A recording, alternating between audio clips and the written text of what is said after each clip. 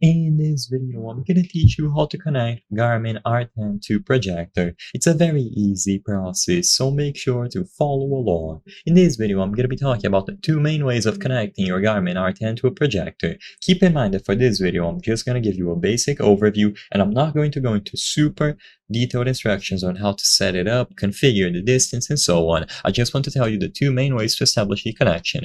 So the first one is going to be a wired connection through HDMI. I highly recommend this because it's going to minimize lag. The second one can be done wirelessly, and you will need to use your phone, but there might be some latency.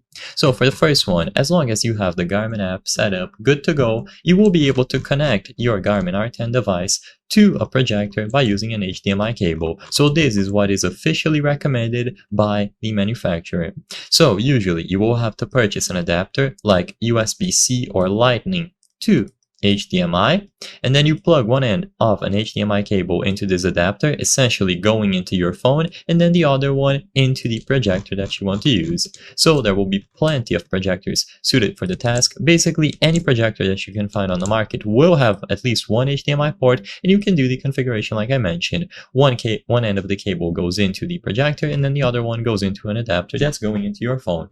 By doing this, you will have a simple, reliable, and offering the lowest latency possible method of getting this connection done, and then afterwards you can set up the app and the course however you prefer.